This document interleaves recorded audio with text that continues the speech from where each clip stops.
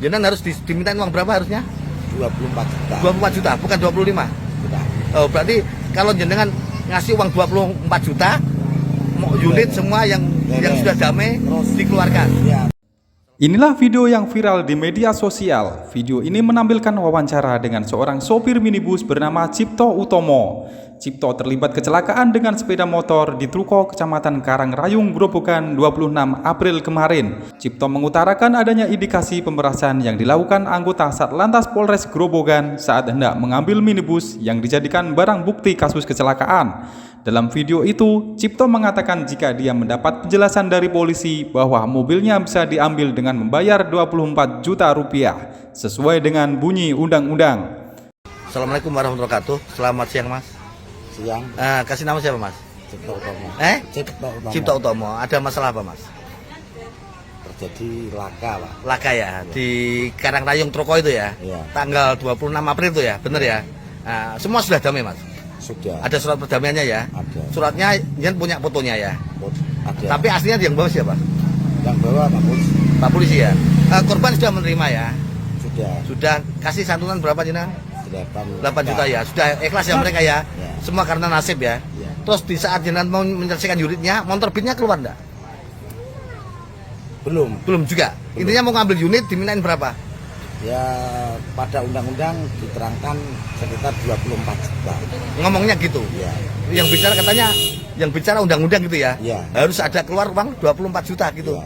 Jenang harus dimintain uang berapa harusnya? 24 juta. 24 juta, bukan 25. Sudah.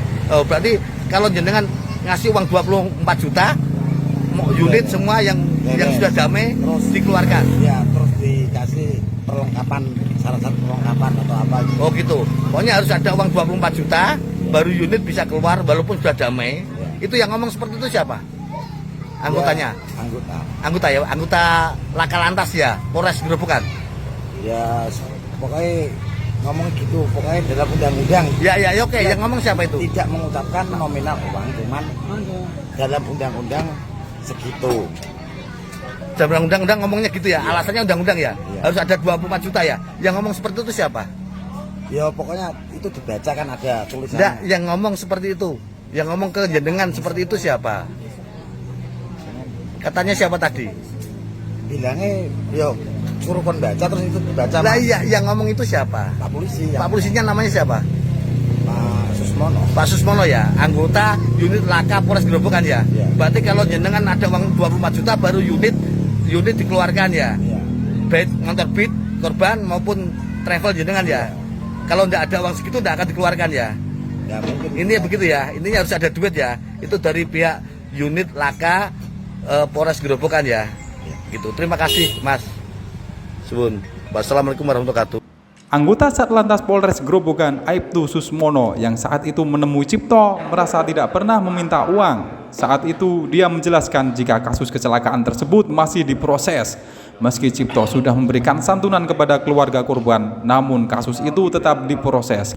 Dia juga memberikan edukasi mengenai ancaman penjara dan denda pada pasal 310 ayat 1 Undang-Undang Lalu Lintas Angkutan Jalan tentang kecelakaan. Diduga Cipto hanya memahami denda yang dimaksud pada pasal tersebut.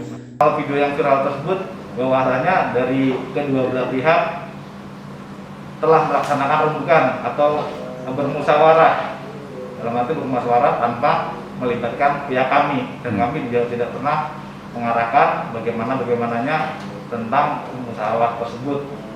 Pada tanggal 5 Mei itu sekitar jam 20 datang ke kantor membawa surat kesepakatan.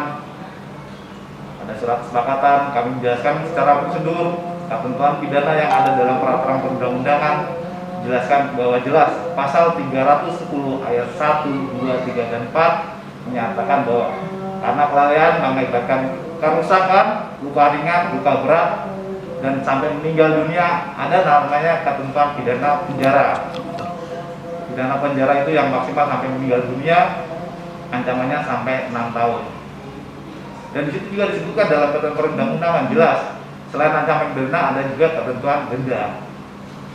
Tidak bisa dihentikan dan minta cepat malam itu diselesaikan. Saya juga sudah mewanti-wanti bahwasanya penjelasan kami seperti ini jangan nanti diambil efek belakangnya. Dan ternyata benar, bukan saya benar. Pasti diambil belakangnya. Dalam artian dendanya itu ya? Diambil dari belakang. Berarti dalam komunikasi kemarin itu Kami kok tidak pernah menyebutkan permintaan denda sebesar 24 juta. Apalagi pasal 311 ayat 5. Itu jelas sekali di luar ketentuan pidana. Tidak, kami tidak pernah pakai pasal itu. Apalagi Ayat 5 kan kurungan 12 tahun atau denda 24 juta. Nah, itu kami tidak pernah menyebutkan itu. Iya. Apalagi suruh membaca, enggak. Kami sebagai petugas wajib hukumnya memberikan edukasi, pemahaman kepada setiap siapapun yang terlibat kecelakaan bahwasanya prosedural, apalagi kecelakaan sampai meninggal dunia harus dilalui seperti ini dan dilengkapi berkas.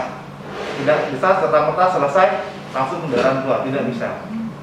Setelah kasus kecelakaan ini selesai, mobil dan motor yang terlibat kecelakaan bisa diambil. Kecelakaan lalu lintas antara minibus dengan motor ini mengakibatkan pembonceng sepeda motor tewas. Hasil olah TKP, mobil tidak mengurangi kecepatan sebelum menabrak motor karena tidak ditemukan bekas pengereman di lokasi kejadian.